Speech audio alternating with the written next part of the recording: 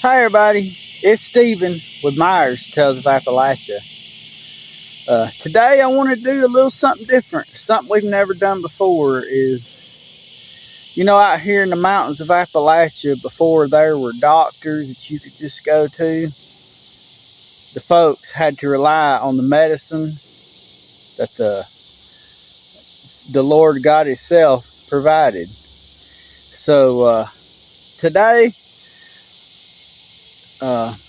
I was sitting home watching the video and sassafras came up, and it's a plant that everybody drinks today that they just don't know that they're drinking it. Root beer, which of course the plant itself is not actually in modern root beer because of FDA constraints saying that it could cause cancer and this and that. You have to make that decision for yourself. But today, we're gonna come out here in the woods or at a local place and see if we can find some, and I'll kind of tell you what to look for, and we'll go from there. Of course, this time of year is, a lot of people say that you're supposed to get these in early spring, and because all the sap's down in the root, and the root's what you want. But the old Cherokee people, they use this plant all year long.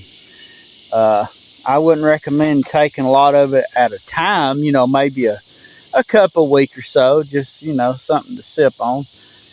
But I'll carry you out here and show you how to find it and show you what it looks like, and we'll check it out. So y'all come along and let's see what can we find, if there is any here.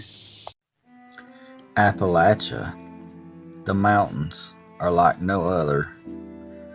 From its rigid terrain, beautiful wildlife, to the people that live their lives here, to the strange, unexplained stories that folks share. Join me while I share this amazing place, one story at a time.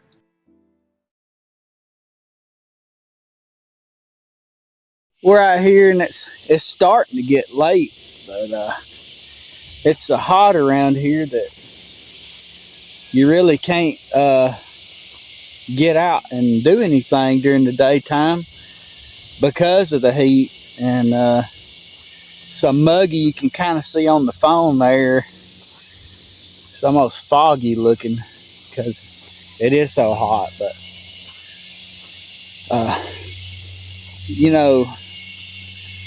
these things can be found anywhere, and they're very easy to identify. I mean, if you ever pay attention to what I'm going to show you, you'll see these about everywhere because they grow anywhere.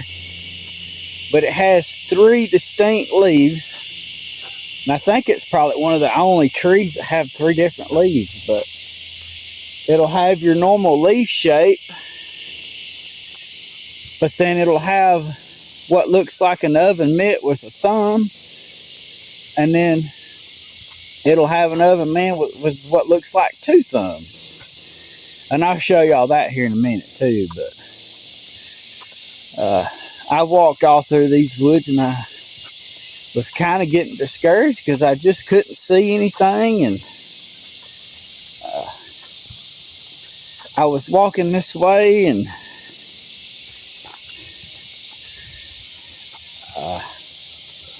seen this old tree stump, and I was like, there's nothing around here, I'm about to leave.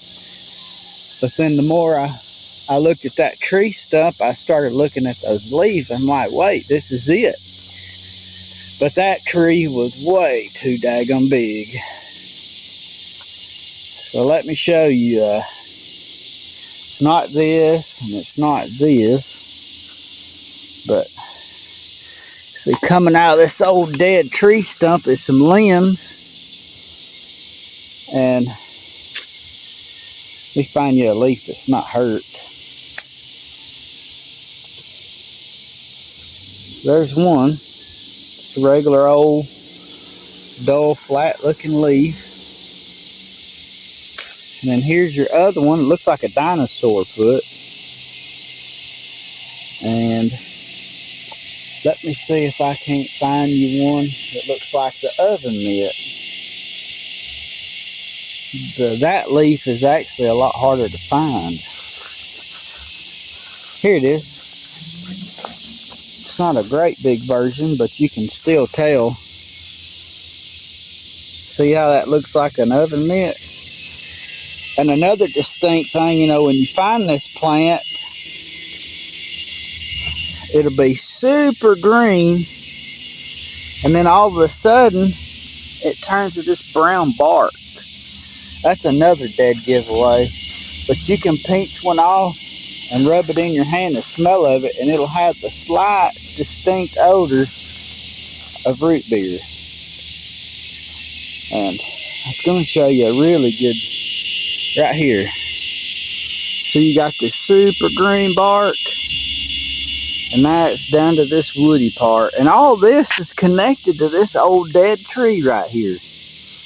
And I pull some dead limbs, and you can smell that good old root beer smell.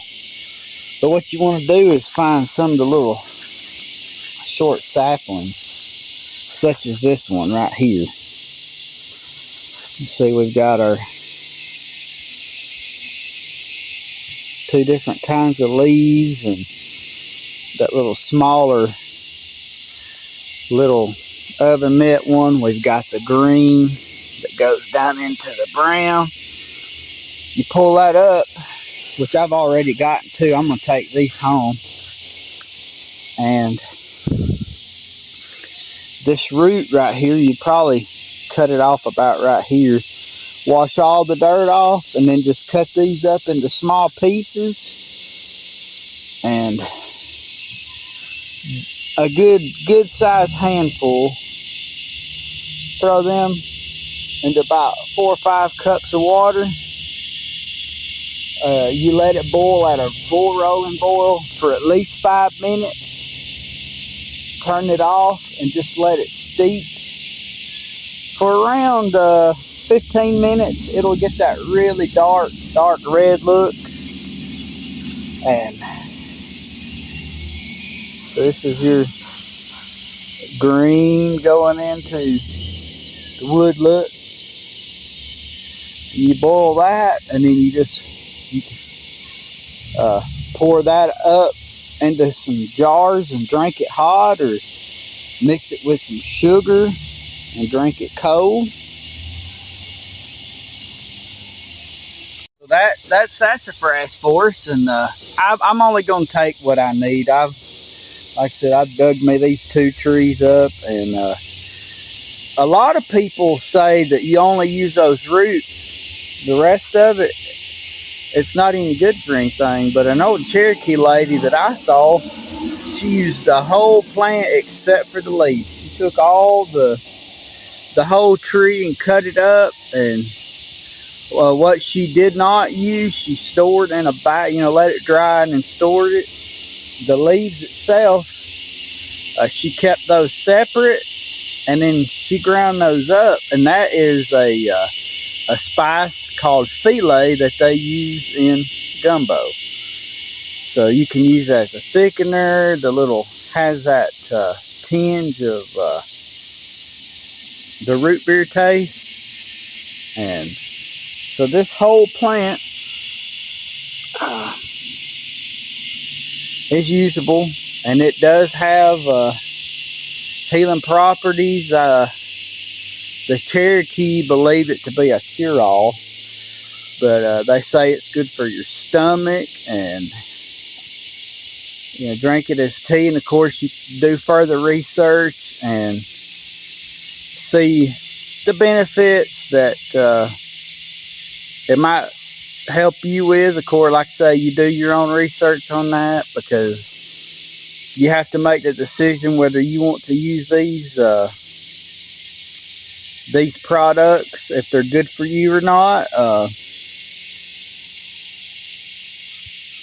like I say, you know, have to take into consideration that the FDA says that if you drink too much of this, it could be carcinogenic, causing cancer and liver disease. But I believe, like I said, if you take it in small amount, you know, a cup, and don't drink a whole gallon at a time. Just drink you a cup once or twice a week, and that right there will it'll fix you right up. So hopefully you guys find this video useful, and maybe it'll set you on the track to you know, maybe you want to try out some good old sassafras tea, and maybe it'll give you some kind of health needs.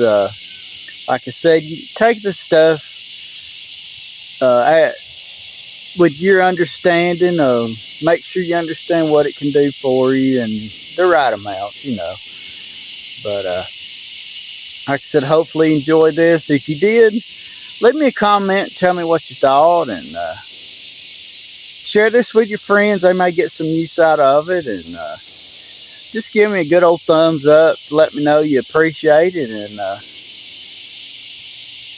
maybe I'll make a video about how to make this tea, and we'll try it together. But until next time, guys, I'll see y'all later.